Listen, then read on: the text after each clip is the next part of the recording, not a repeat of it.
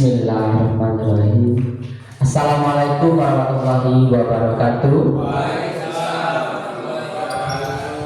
Ibu Kepala Sekolah SDN Tanjung Sari yang saya hormati, kepada Bapak Ibu Guru beserta staf SDN Tanjung Sari yang saya hormati. Alhamdulillahirrahmanirrahim, pada pagi hari ini kita dapat berkumpul dalam rangka pembebasan CGP Angkatan 9. Bapak Ibu yang saya hormati, beradanya saya di sini di depan Bapak Ibu bukan berarti saya menggurui Bapak Ibu, namun kita akan berbagi rasa, ya, berbagi suka, berbagi pengalaman dalam apa yang kami dapatkan dan selama ini dalam proses mengikuti CGP Angkatan 9. Bapak Ibu, sebelumnya pada hari ini saya selaku CGP Angkatan 9 bertugas untuk mengimbaskan yaitu tentang budaya positif. Bapak Ibu semuanya, ya, sebelum saya lakukan pembahasan, terlebih dahulu kita adakan kesepakatan terlebih dahulu, Bapak Ibu. Jadi nanti kita atur dulu waktunya. Yang pertama, kalau saya mulai ini kita adakan yel-yel, ya kan? Cocok tidak Bapak Ibu? Cocok ya? Sebelum memulai kita materi, kita adakan dulu yel-yel. Kemudian kalau sudah 30 menit, kita yel-yel kembali ya.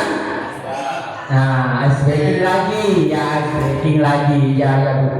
Nah, kemudian setelah itu baru kita menganalisis kasus-kasus yang ada, ya kan? Kemudian atau kita nanti mungkin ada keyakinan kelas, kita buat dulu keyakinan kelas. Pada saat posisi keyakinan kelas, kita nanti buat dulu praktekkan keyakinan kelas, ya kan? Nah, setelah itu, setelah kita namanya budaya positif, kita akan praktekkan menyelesaikan kasus-kasus. Itu saja, mungkin setuju ya? Kita sepakat dulu. Ya, terima kasih Bapak Ibu. Mungkin saya tidak perlu diperkenalkan diri karena saya sudah melalang buana di SDN Tanjung Sari ini, ya. Bapak Ibu sudah tidak asing lagi. Apakah ada Bapak Ibu yang tidak kenal saya? Sudah kenal semua. Baik, seperti halnya tadi sebelum kita memulai, kita ice breaking dulu, ya. Kalau saya tanya apa kabar, jawaban Bapak sehat jasmani, sehat rohani, sehat ekonomi, luar biasa, ya, biar kita tidak suntuk, ya. Apa tadi? Coba kita coba dulu. Sehat jasmani, sehat rohani, sehat ekonomi, luar biasa. Kalau baik, kita mulai Bapak Ibu. Apa kabar Bapak Ibu? Sehat jasmani, sehat rohani, sehat ekonomi, luar biasa. Nah, baik, kita sudah melakukan ice breaking. Kabarnya sudah pada sehat semua, baik jasmani dan rohani, ya. Alhamdulillah, ekonomi kita semakin maju, ya. Baik Bapak Ibu guru, ya, semuanya Bapak. Di sini yaitu yang ingin saya sampaikan tentang budaya positif, yaitu ada konsepnya. Yang pertama, konsep inti budaya positif yang nanti dalam alur nanti kita akan membicarakan, yaitu yang pertama yaitu perubahan paradigma belajar, kemudian nilai kebajikan, kemudian posisi kontrol guru, kemudian keyakinan kelas, motivasi perilaku manusia, disiplin positif, kemudian kebutuhan dasar manusia, dan segitiga restitusi. Jadi pada kajian kali ini kita akan membahas semuanya, yang semuanya ini saling berkaitan. Namun sebagai tanda ini saya mau tanya dulu sama Bapak Ibu guru, kira-kira budaya positif itu apa? Mohon tanggapannya, kira-kira menurut Bapak Ibu apa ya? Ya.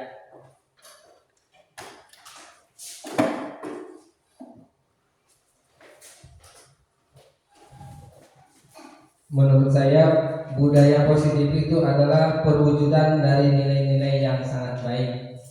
Ya, dulu ya. Ya betul. Budaya positif itu adalah nilai-nilai yang sudah dilakukan yang baik. Nah, untuk itu mari sama-sama kita cari, kita gali bersama apa saja yang dimaksud dengan budaya positif itu. Kemudian selanjutnya, nah, Bapak Ibu sering melihat, mendengar ya, sering ada namanya miskonsepsi tentang teori kontrol. Nah, kalau kita mengontrol pasti pikiran kita yang negatif terus, ya tak? Ya tidak. Jadi yang pertama itu ilusi guru mengontrol murid, ilusi bahwa semua penguatan positif efektif dan bermanfaat, ilusi bahwa kritik dan membuat rasa bersalah mampu menguatkan karakter, ilusi bahwa orang dewasa berhak memaksa. Nah ini sering kita, kalau kita berkaitan dengan teori kontrol, pasti dalam pikiran kita sebagai orang yang dewasa, orang yang lebih tua pada anak-anak, bagi kita berhak untuk mengatur anak-anak kita semau kita. Kadang-kadang seperti itu. Nah, jadi ini yang perlu kita yakinkan bersama, perlu kita sadari bersama apa itu sebenarnya. Nah, sebelum kita masuk ke beberapa materi yang tadi, saya akan kenalkan dulu, yaitu pembelajaran dengan paradigma baru. Jadi Bapak Ibu, ada yang namanya pembelajaran dengan paradigma baru. Tolong nanti ingatkan ya, kalau sudah 30 menit kita sudah sepakatkan, kita lihat lagi, ya kan? Oke. Pembelajaran dengan paradigma baru merupakan pembelajaran yang dirancang berdasarkan prinsip pembelajaran berdiferensiasi, sehingga para peserta didik belajar sesuai kebutuhannya berdasarkan tahap perkembangan sesuai teori psikologi modern untuk mewujudkan profil pelajar Pancasila. Jadi itu pembelajaran dengan paradigma baru. Tentu kita sudah tidak asing lagi ya, namanya guru-guru merdeka. Profil pelajar Pancasila yang pertama yaitu berketuhanan yang Maha Esa, kemudian mandiri, terus berpikir kritis, kreatif, bergotong royong, kebenekaan global. Jadi pada guru-guru merdeka inilah yang harus kita perhatikan, yang perlu kita akan capai dalam mewujudkan pelajar Pancasila. Bapak Ibu, selanjutnya, nah saya akan mulai mengenalkan lagi yang namanya, tadi sudah kita bahas apa yang namanya positif. Nah, disiplin positif tadi Pak Dedi sudah sudah membantu kita, ya. Baik, disiplin positif berasal dari kata disiplina yang artinya belajar. Disiplin mengacu pada disiplin diri yang memiliki tanggung jawab terhadap apa yang dilakukan berdasarkan nilai-nilai yang diyakini. Disiplin positif merupakan salah satu cara penerapan disiplin yang bertujuan untuk menumbuhkan kesadaran serta memberdayakan peserta didik tanpa imbalan penghargaan, reward, ancaman, atau hukuman. Sebagai pendidik, tujuan kita adalah menciptakan peserta didik yang memiliki disiplin diri sehingga mereka berperilaku mengacu kepada nilai-nilai kebajikan universal dan memiliki motivasi intrinsik dalam perubahan perilaku ke arah yang lebih baik. Saya kira sependapat ya Bapak Ibu ya, kita sebagai guru, sebagai pendidik menginginkan adanya perubahan ya, memiliki perilaku yang anak didik kita memiliki perubahan perilaku yang lebih baik, ya kan, dengan menerapkan pembelajaran yang memiliki motivasi belajar yang sangat tinggi. Nah, maka perlu ditingkatkanlah yang namanya disiplin positif di sekolah kita. Baik Bapak Ibu, oh ya, di sela-sela saya berbicara, kalau ada Bapak Ibu ingin bertanya, nggak apa-apa, kita kan sharing, boleh ya? Nah, jadi kita sama-sama sharing. Nanti silakan tadi kita lupa membuat kesepakatan seperti itu ya. Baik, selanjutnya, nah tadi kita sudah membahas ini. Nah sekarang nilai-nilai kebajikan. Nah Bapak Ibu, nilai-nilai kebajikan ya, Nilai yang disepakati bersama lepas dari suku bangsa, agama, bahasa maupun dan latar belakangnya. Jadi nilai-nilai kebajikan ini nilai yang sudah kita sepakati bersama ya. Selanjutnya contoh nilai kebajikan dari 6 institusi organisasi ya. Jadi yang pertama dari profil pelajar Pancasila ini hanya sekedar contoh. Yang pertama tadi sudah ini ya, termasuk berita global, kreatif, mandiri ya, ini sudah tidak asing lagi bagi kita semua ya yang ini ya.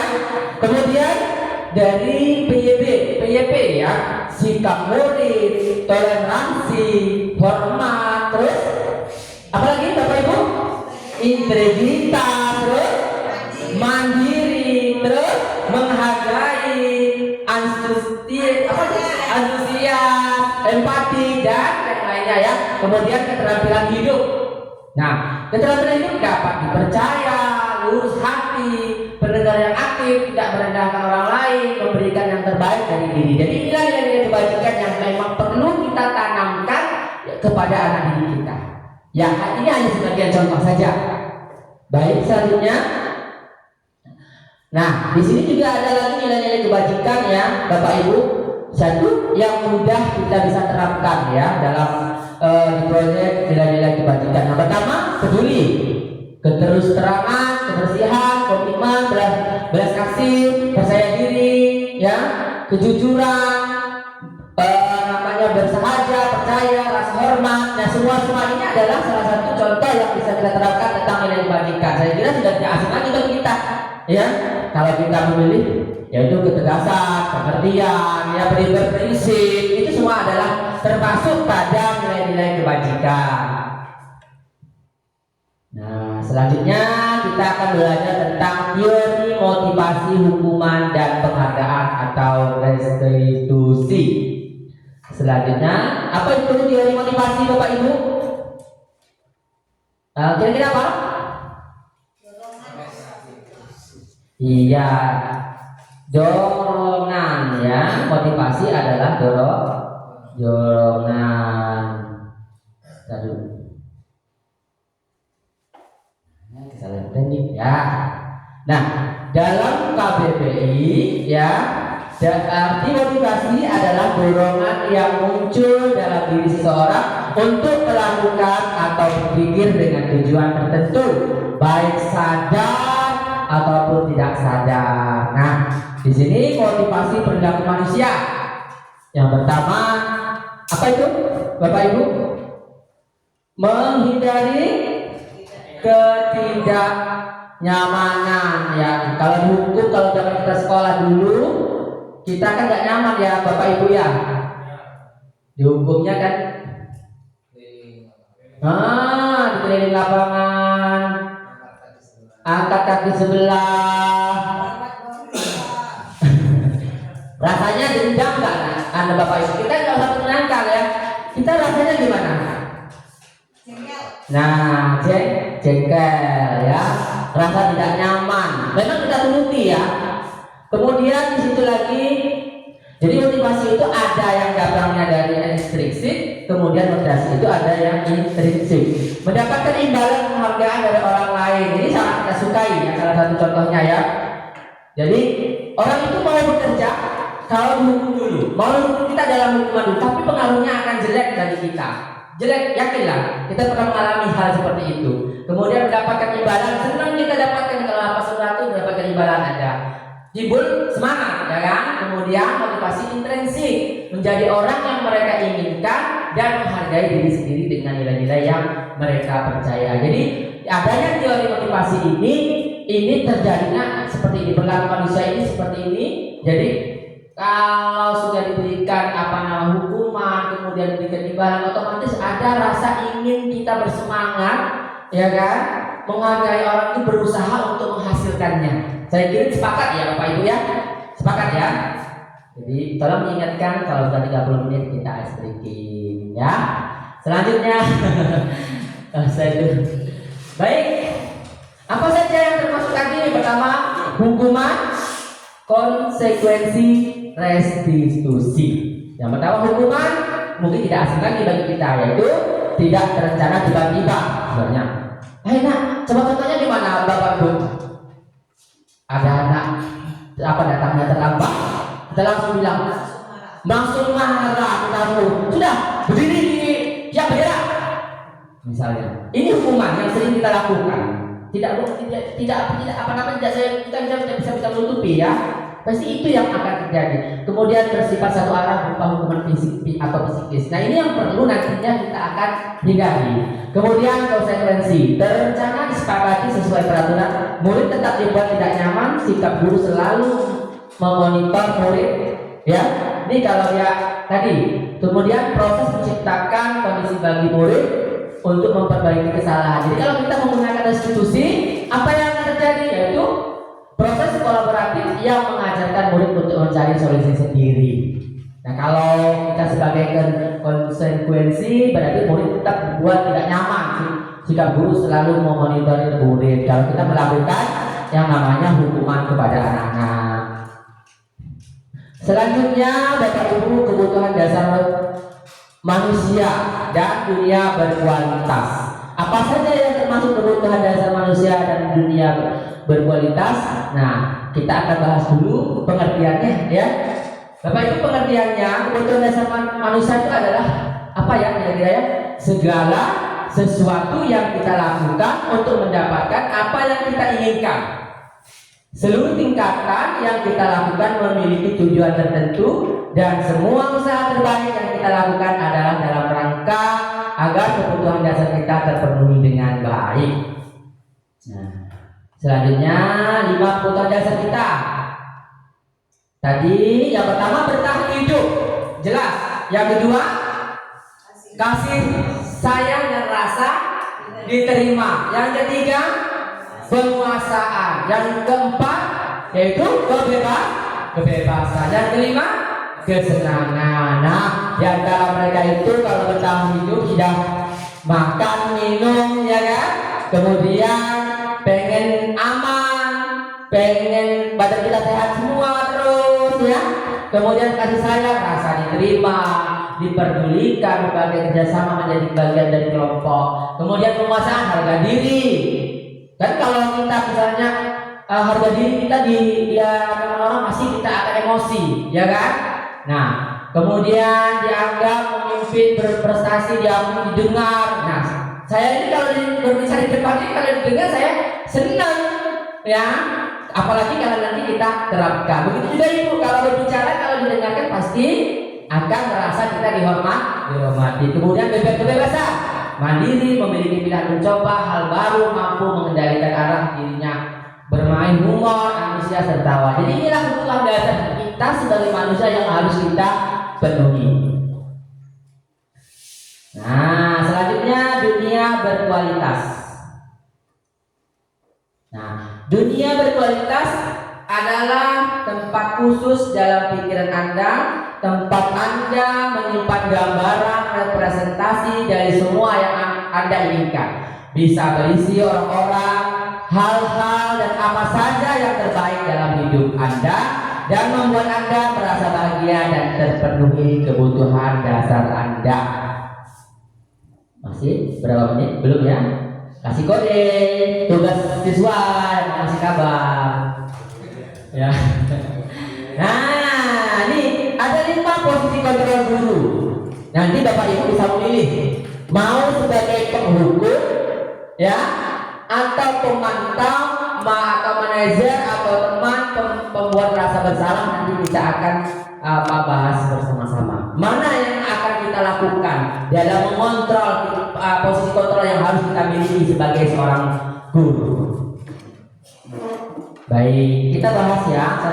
Nah, ini ada contoh kasus ya. Saya punya contoh-contoh kasus. Yang pertama, di situ contoh penerapan 5 posisi kontrol guru. Misalnya kasus siswa. Kasus siswa tidak memakai atribut lengkap saat upacara bendera. Biasanya gimana ini, Bapak Ibu? Saya senang. Pasti kita langsung nanti berdiri. Ya, gimana nih?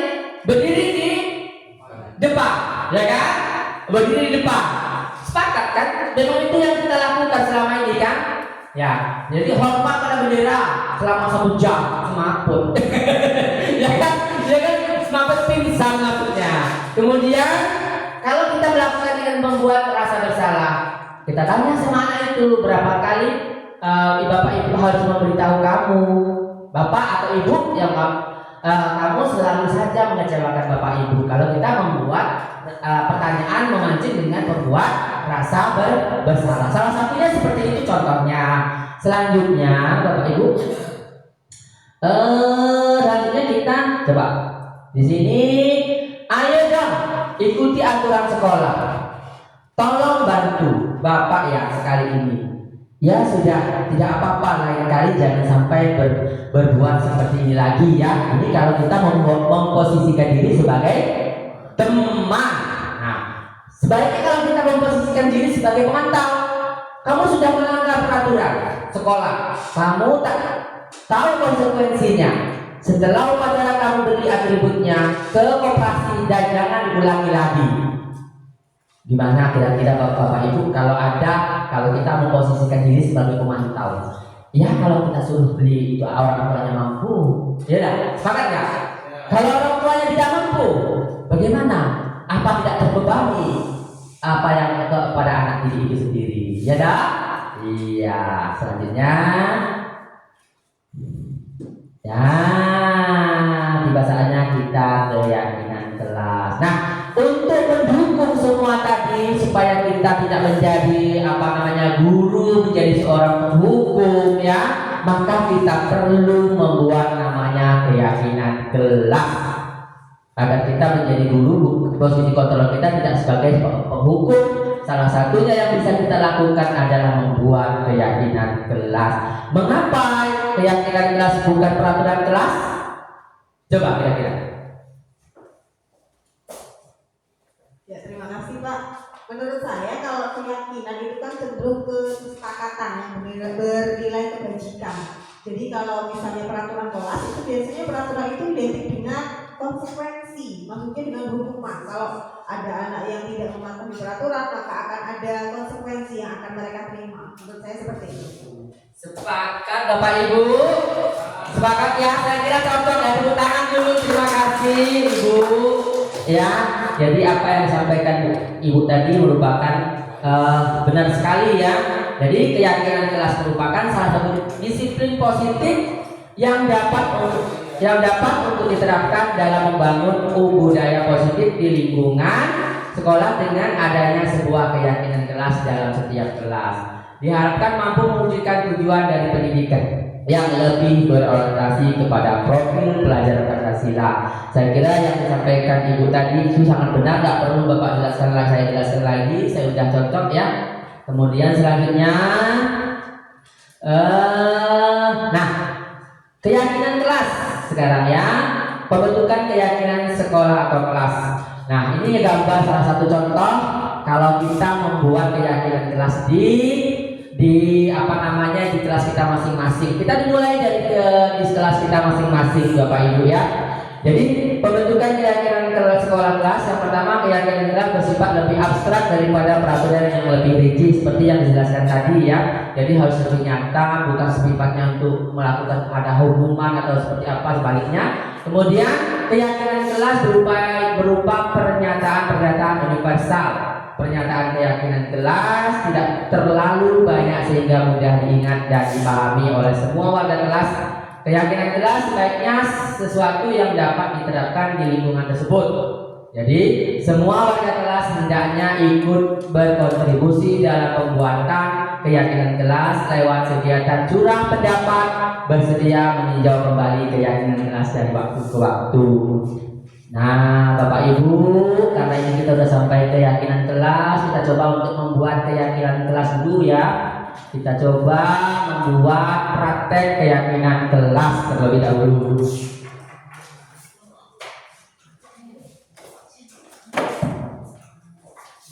Belum 3 menit? Belum. Kita praktek dulu. Keyakinan kelas.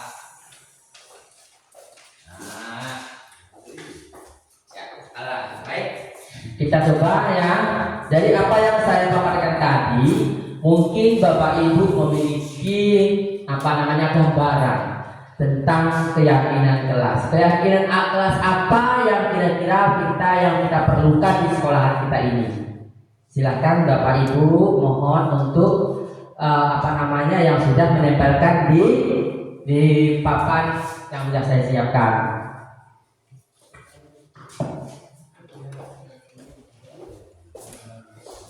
Ambil minum.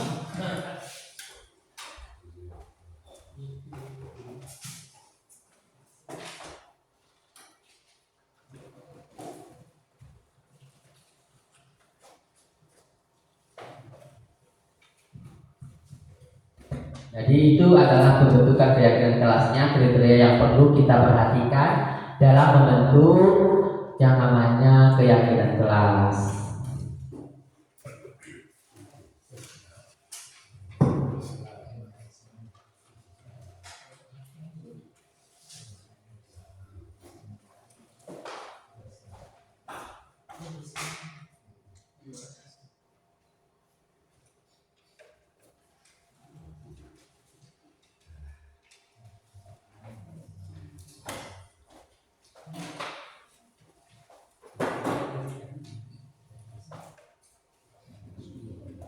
Bagaimana Bapak Ibu?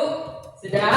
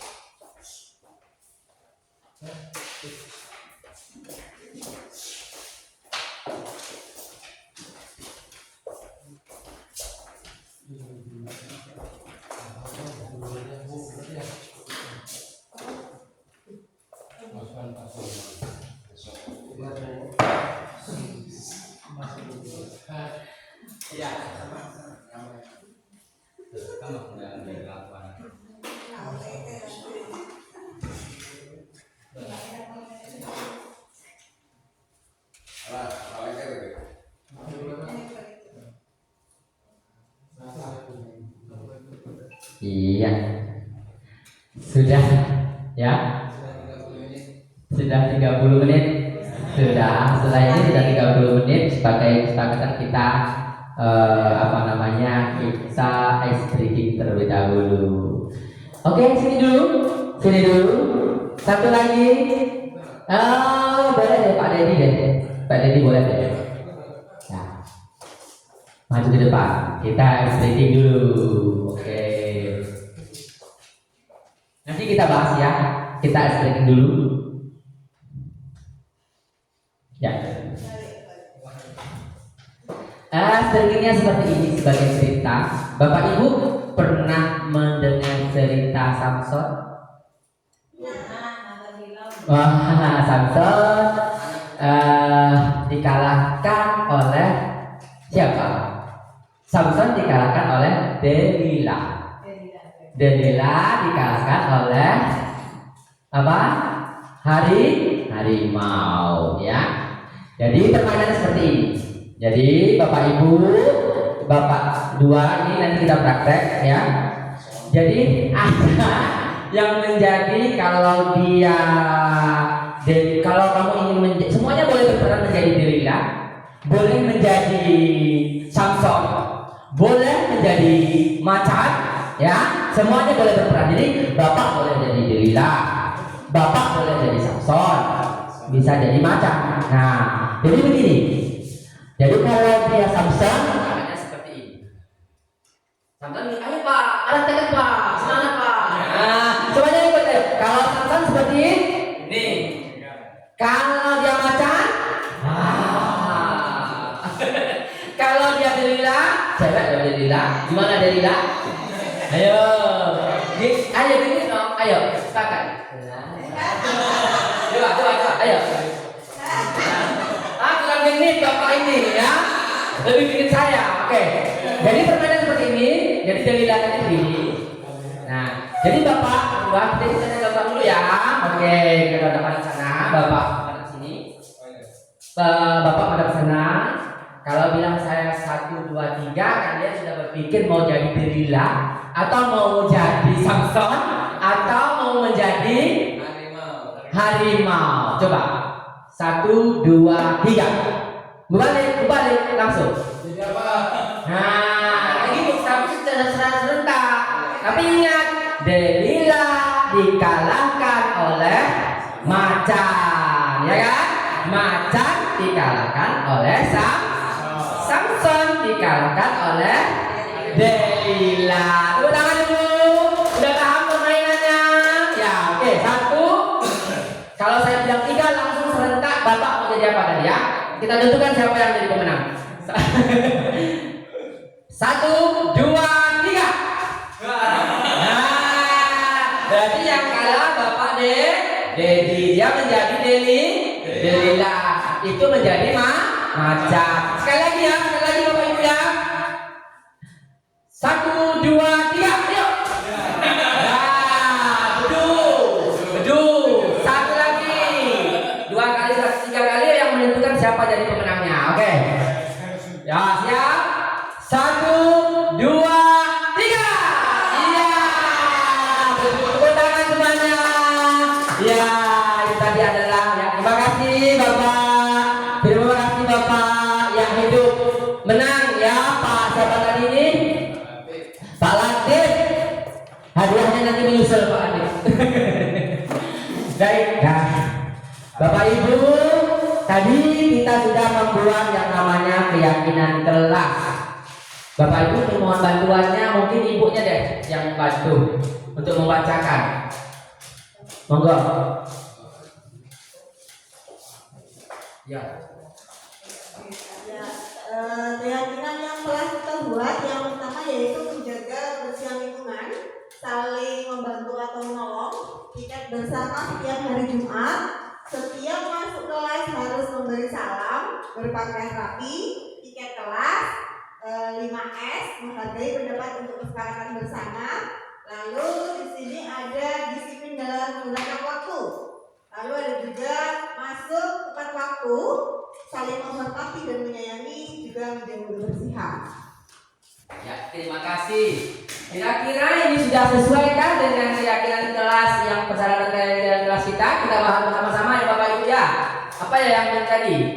Berikan kelas 5S, menghargai pendapat, ikut dalam kesepakatan bersama. 5S ya. Pertama ini dulu, menjaga kebersihan lingkungan. Masuk ya? Ya, oke. Kita ambil ya. Itu yang perlu kita adakan ya. Kemudian yang kedua, saling membantu dan menolong. Masuk. Tapi sepakat apa enggak kita? Sepakat. Saling membantu atau menolong. Nanti kita lihat kalau sudah ada yang masuk, kita bisa kita sortir lagi. Kemudian tiket bersama setiap hari Jumat. Masuk. Oke, menjaga ini kan sudah masuk, menjaga kebersihan lingkungan ya. Oke, setiap masuk kelas harus memberikan ucapan salam. Oke, kalau lebih baik kita buat langsung 5S ya. Oh sudah ada ya. 5S yang kita ambil ya, karena ini sudah masuk ke sini ya. 5S, menjaga kebersihan, masuk tepat waktu. Nah ini masuk disiplin. Mana enggak ini? Oh disiplin ya. Oke disiplin. Jadi ini yang sudah kita dapatkan. Yang ini semuanya sudah masuk pada keempat poin ini. Saya kira begitu ya Bapak Ibu ya. Terima kasih. Nah ini keyakinan kelas ini juga caranya kita harus juga menyiapkan kelas masing-masing Bapak Ibu. Jadi nanti setelah ada pembahasan yang seperti ini, yuk sama-sama kita praktekkan di kelas kita masing-masing untuk membuat keyakinan ke kelas. Nah, selanjutnya yaitu segitiga restitusi.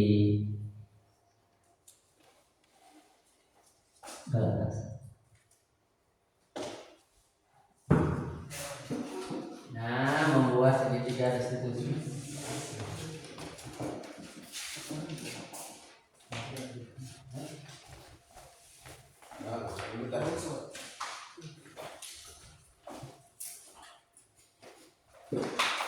Nah, segitiga restitusi.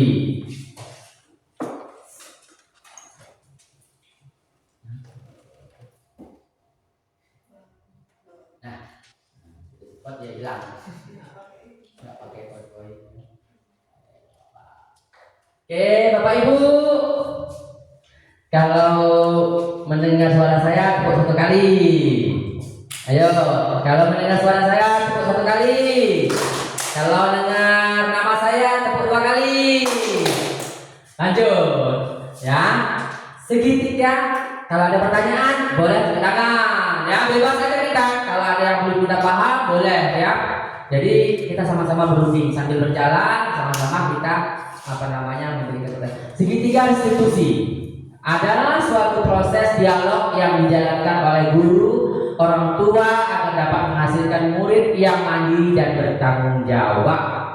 Apa saja dalam segitiga institusi itu? Yang pertama, menstabilkan identitas. Yang kedua, validasi tindakan yang salah.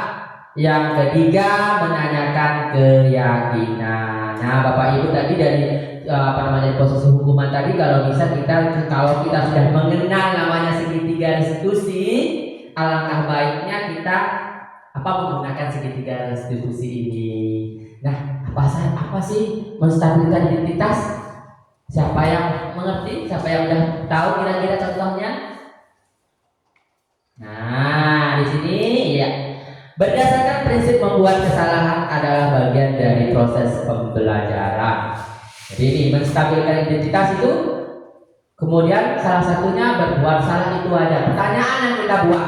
Jadi contoh-contohnya untuk kalau ada anak melakukan suatu pelanggaran, yang pertama kita harus lakukan menstabilkan identitas.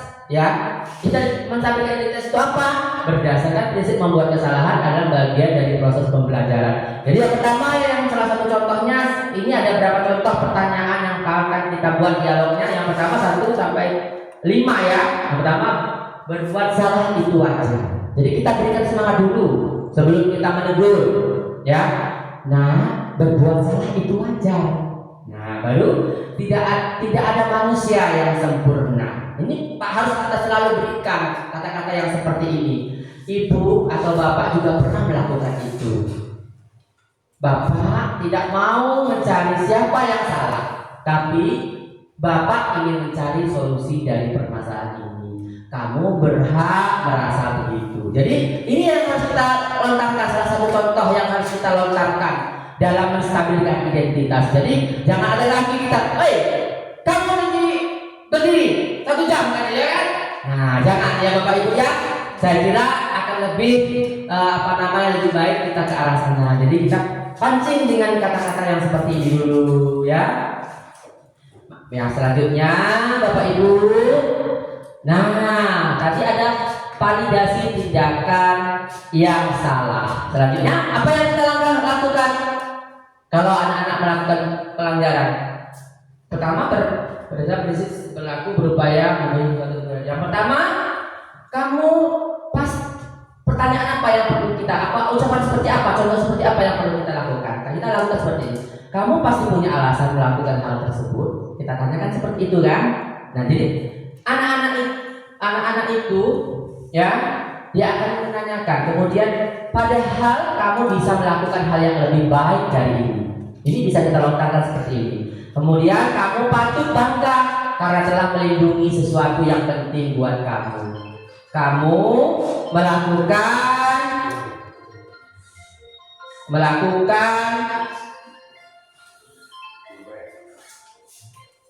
melakukannya karena mempertahankan sesuatu yang penting bagimu. Nah, ini adalah salah satu kata-kata yang bisa kita lakukan dalam memvalidasi tindakan yang salah. Maaf, ada gangguan teknik. Saya lupa tadi mengaktifkan suaranya, mensilenkan suaranya ya, maaf ya. Nah, selanjutnya menanyakan keyakinan. Nah, Bapak Ibu, selanjutnya menanyakan keyakinan. Apa keyakinan kelas kita? Nilai-nilai apa yang telah kita sepakati bersama? Ini yang perlu kita tanya. Salah satu contohnya, seperti apa gambaranmu ya kelas yang ideal menurut kamu? Kamu ingin menjadi orang yang seperti apa? Nah, ini yang perlu, salah satu yang perlu kita tanyakan kepada anak.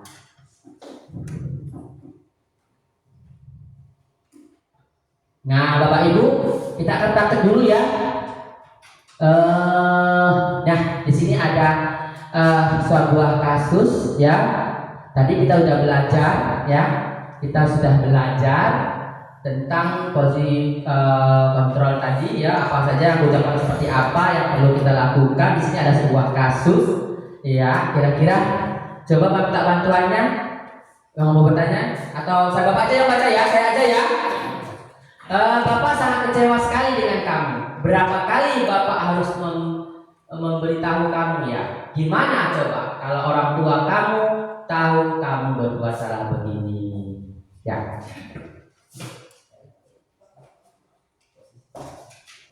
Nah, posisi kontrol. Nah, ya baik. Yang tadi sudah saya bagi, tolong diisi lagi ya Bapak Ibu. Yang pakai ini nanti kita praktek dalam kasus ini, posisi kontrol apa yang akan Bapak Ibu buat.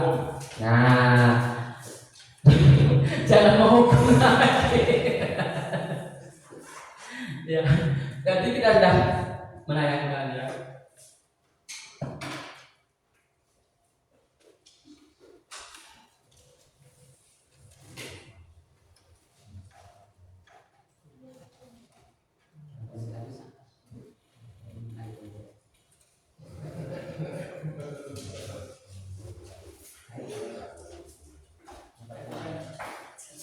Ya, nanti kita ada refleksi sekalian.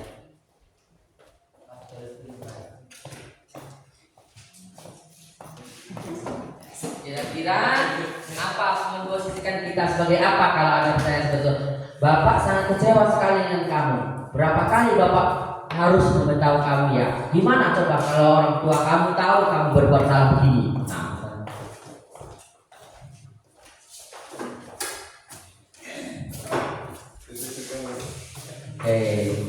iya.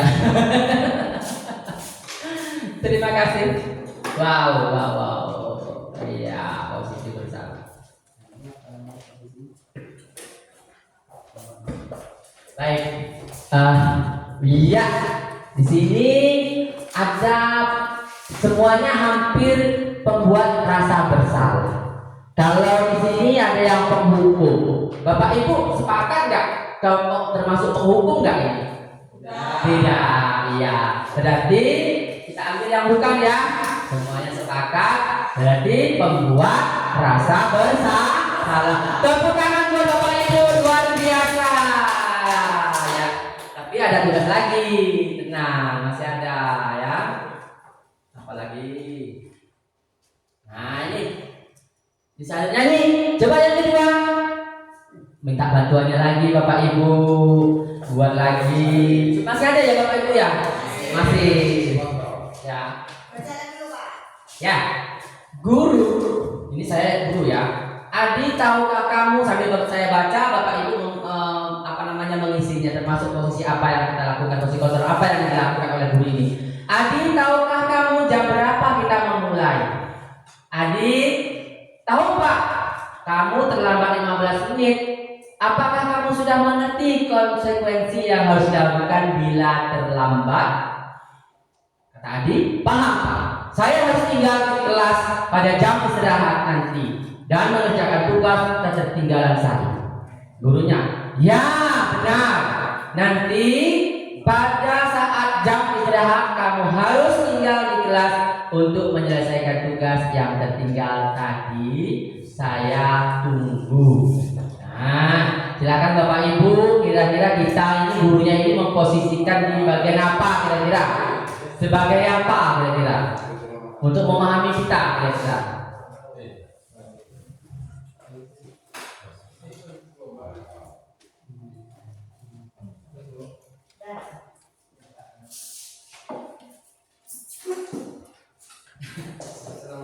Iya.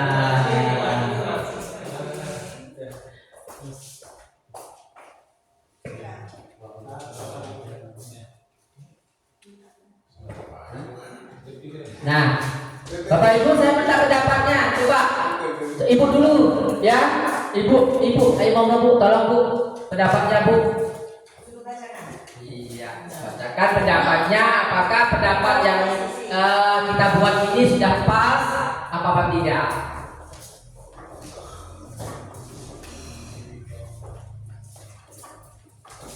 Untuk kasus yang seperti itu, menurut saya yang pertama pemantau. Jadi kita melaksanakan posisi kontrol jenis pemantau. Kemudian, Ya berarti benar. nah semuanya pemantau. Bagaimana Bapak Ibu sepakat? Iya. Alhamdulillah. Ya gimana? Boleh. Ya, menambahkan sedikit. Di sini menurut saya adalah posisi pemantau karena motivasi yang timbul dari anak itu adalah motivasi intrinsik di mana anak dia sudah tahu solusi apa yang akan dia hadapi dia lakukan untuk kasus atau masalah yang dia hadapi. Alhamdulillah. Iya, alhamdulillah Bu. Terima kasih penguatannya luar biasa. Luar biasa. Selanjutnya tentu Bapak Ibu sudah menyimak dari tadi ya. Apa yang harus kita harapkan dari segitiga restitusi tadi yang kita sudah belajar buat? Pasti ada harapan. Yang pertama, murid menjadi kuat secara pribadi. Dia tidak ditegur secara langsung, tapi kita tanya, ya kan? Kemudian membuka wawasan murid agar dapat menyelesaikan permasalahannya sendiri. Kemudian murid semakin percaya diri, mandiri dan merdeka. Jadi tidak ada lagi yang kata-kata merasa membuli ya. Selanjutnya yaitu di sini lagi. Nah, ini posisi duduk kita Bapak Ibu ya. Kalau saya selalu lebih senang kalau anak itu bermasalah, saya itu lebih senang kalau kita dudukkan. Kita ajak berbicara, kita jangan langsung tegur di sana atau kita diskusi di sana, jangan. Kalau bisa kita dudukkan. Jadi ada rasa akrab anak didik kita. Jadi kalau saya begitu Bapak Ibu ya, saya lebih senang seperti itu. Bukan berarti kita mau sengaja mencari-cari, tidak, tetapi akan lebih ke kontennya bapak dan anak sebagai anak dan ibu bapak guru itu akan lebih ada gitu.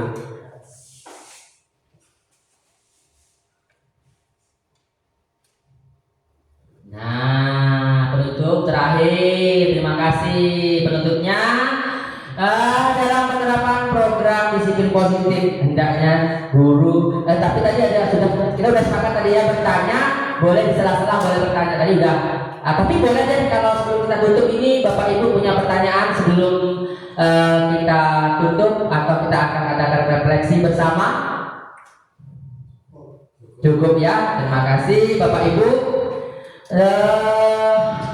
Sebagai kegiatan penutup ya, dalam penerapan program disiplin positif hendaknya guru memiliki standar kepribadian profesional dan sosial yang baik, di mana guru mampu merefleksikan dirinya dalam posisi kontrol. Saat ini bagaimana perjalanan dirinya sebagai manajer Among yang menuntun siswa menjadi insan yang mandiri, merdeka dan bertanggung jawab. Nah, Bapak Ibu, coba kita sekarang merefleksikan apa yang kita buat ini. Kita bentuk lingkaran, Bapak Ibu berdiri, mohon maaf, atau kita pakai yel dulu ya. Oke, yel dulu. Kalau mendengar suara saya, tepuk satu kali. Kalau dua kali kalau mendengar suara saya, kalau mendengarkan suara saya tepuk satu kali. Kalau mendengarkan nama saya tepuk dua kali. Kalau mendengarkan suara saya tepuk satu kali. Ayo. Tepuknya mana? Ayo merayu. Kalau mendengarkan suara saya tepuk. Kalau mendengarkan nama saya tepuk. Iya. Apa kabar Bapak Ibu?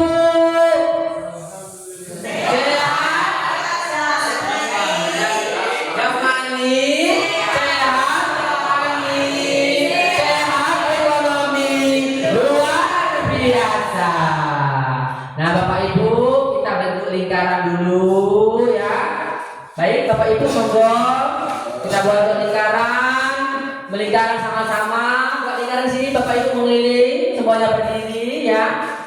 Ya, saya kira pertemuan kita ini hari ini cukup ya Bapak Ibu. Namun sebelum itu marilah kita sama-sama melakukan refleksi apa yang telah kita lakukan pada hari ini ya. Saya dimulai dari saya ya Bapak Ibu ya. Baik, refleksi saya boleh Bapak Ibu kata mutiara, motivasi atau kesan dan kesan boleh Bapak Ibu ya. Baik, jadilah dimulai dari saya ya Bapak Ibu ya. Jadilah seperti mutiara. Kenapa saya katakan jadilah seperti mutiara? Mutiara itu tidak berharga kalau tidak digali. Begitu juga dengan kita sebagai guru. Kalau kita hanya sebagai guru hanya diam saja, tidak selalu menuntut ilmu, maka kita tidak akan ada harganya. Betul tidak Bapak Ibu? Iya. Kemudian yang kedua, untuk mereaksinya hari ini, silakan Ibu.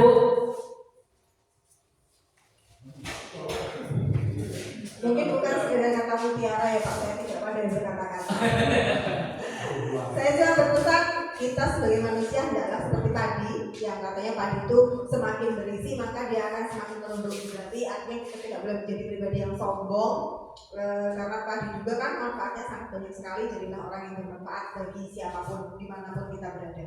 Iya, terima kasih Bu. Semoga selanjutnya Kata-kata motivasi dari saya yaitu tetap semangat, jangan pantang menyerah. iya.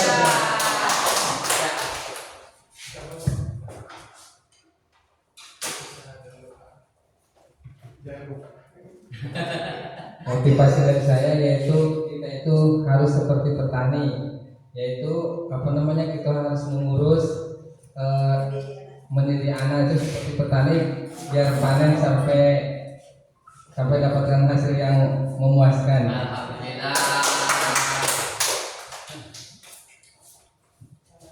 Saya jadilah orang seperti batang pisang. Sebelum memiliki hasil, dia tidak akan menyerah. Ya bagus ya pulangnya. Kalau menurut saya hampir sama dengan kata Bu Adikun, kita harus seperti matahari. Dibutuhkan, tidak dibutuhkan, kita tetap berguna untuk orang lain. Alhamdulillah. Kalau pesan motivasi dari saya itu lebih maju, lebih mulia. Motivasi kepada calon guru penggerak itu adalah kita bagaikan pohon, semakin tinggi ilmu kita semakin besar tantangan yang kita hadapi. Ya, terima kasih luar biasa. Motivasi dari saya sebagai guru penggerak lebih maju, lebih untuk memperjuangkan bangsa.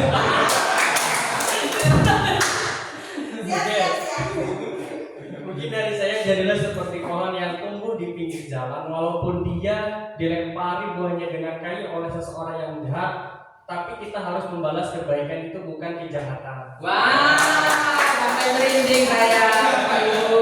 Silakan duduk kembali. Terima kasih. Kita sudah merefleksikan. Sebagai penutup saya, Bapak Ibu, mari kita merefleksikan diri. Salah satunya minta Ibu kepala sekolah Ibu Adikun ya. Ya, terima kasih Pak telah diberikan waktu untuk refleksi hari ini. Yang pertama, perasaan saya ketika mengikuti pengimbasan diseminasi dan penerapan pemahaman budaya positif yang telah Bapak sampaikan luar biasa sekali, ilmunya sangat-sangat bermanfaat tentunya. Semoga kita semuanya dapat menerapkannya pada sekolah kita masing-masing sehingga kita seperti yang dikatakan tadi, bagaimana kita melakukan segitiga restitusi. Ya, dari segitiga restitusi tersebut kita bisa tahu bagaimana cara kita mengolah emosi, juga bagaimana cara kita mengatasi kasus-kasus yang ada di sekolah kita tanpa sekali lagi tanpa emosi. Jadi seperti itu. Jadi terima kasih telah menyampaikan materinya. Sekali lagi kami ucapkan terima kasih banyak Pak. Alhamdulillah, terima kasih semuanya. Sekali lagi saya ucapkan mohon maaf Bapak Ibu waktunya diganggu, tapi ini kita tadi alhamdulillah semua memiliki motivasi yang sama dengan saya. kita sama bergerak ya, maju bergerak lebih mulia. Bukan, kalau untuk CGP bergerak, tergerak, menggerakkan. Ayo sekali lagi saya tutup. Bergerak, menggerakkan. Bergerak, tergerak. Apa lagi yang kembali ulangi salah. Bergerak, tergerak, bergerakkan, menggerakkan. Iya, sekali lagi Bapak Ibu, saya selaku pengisi pada hari ini pengimbasan CGP ini yang angkatan 9 ini mengucapkan terima kasih yang luar biasa kepada Bapak Ibu yang sudah antusias dalam mengikutinya. Yang kedua, saya mohon maaf yang sangat luar biasa kepada Bapak Ibu karena waktunya kita pakai dalam suatu kegiatan yang seperti ini, insya Allah pasti bermanfaat bagi kita semua, Bapak Ibu, baik bagi kita semua, baik pun anak didik kita semua. Bapak Ibu, tadi sebenarnya saya belum puas ya. Kita belum puas ya Bapak Ibu. Satu lagi boleh dong refleksi dari Bapak. Tadi kan Ibu ya, apa yang ini tolong satu lagi sebelum saya tutup. Sebenarnya saya lupa satu lagi yang lebih mantap. Satu lagi. Mau Bapak? Kesan-kesan tentang ini. Oke, baik, untuk kesan dan pesan saya mungkin terkhusus untuk saya dan umumnya untuk Bapak Ibu semuanya. Mungkin setelah mengetahui adanya ini, mungkin kami akan lebih baik lagi dalam mengajarkan terhadap peserta didik dan juga mungkin akan lebih menganalisis terhadap penemuan fakta-fakta yang terjadi di sini, sehingga dengan adanya mungkin yang pembelajaran ini kami lebih paham lagi.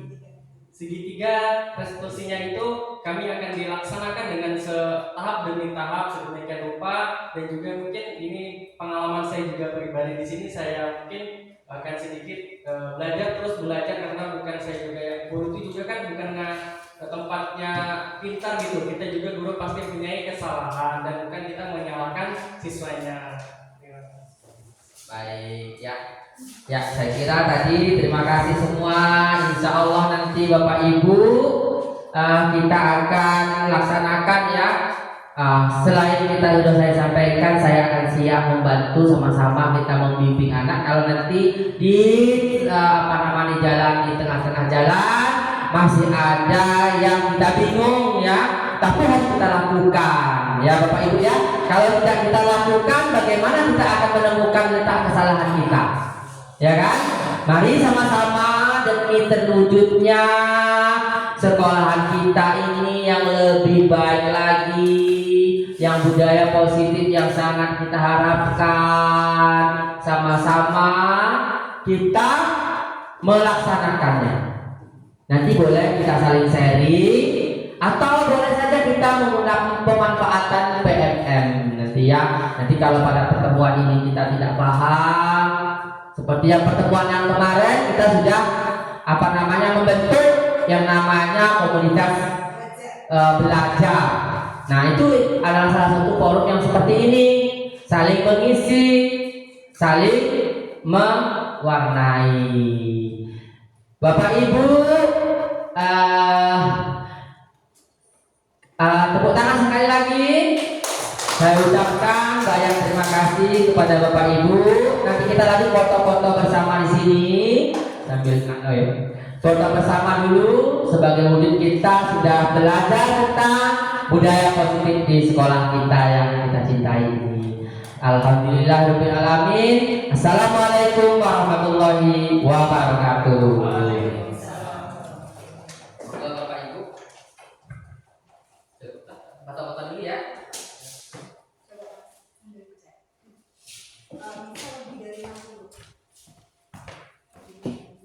Berdiri semua Bapak Ibu. Kita foto di sini. Udah selesai Bu? Gak apa-apa, sambil kita foto ini dengan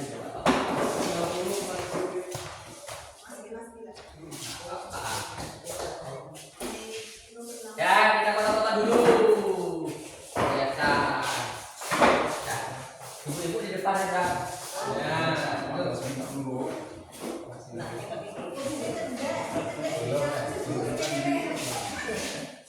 Ya, posisi emang tidak. Nah, Ya, aku kamu sedang. ya tengah.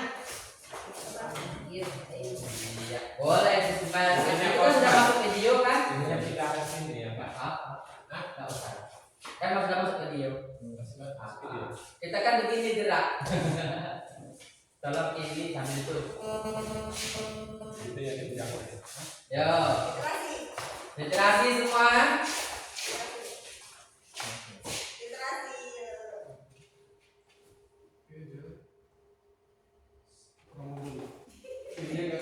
Iya. Satu dua tiga, satu dua ganti gaya, Semangat. satu dua sip ganti lagi. Ya, Kak Agus di sini kita setelah video kita pilih kata-kata motivasi ya. Budaya positif siap kita laksanakan. Oke, nah itu ya. Oke, kita buat anu dulu. Yuk sini, sini Kak Agus sini. Kan coba masuk rekaman sana. Kayak budaya positif siap dilaksanakan. Oke. Satu dengan gini ya. Budaya positif siap dilaksanakan. Budaya positif siap dilaksanakan. Mantap. Terima kasih semuanya. Ya. Cukuplah.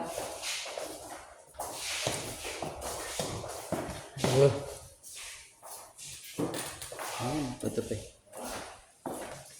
Tutup deh. Mateni.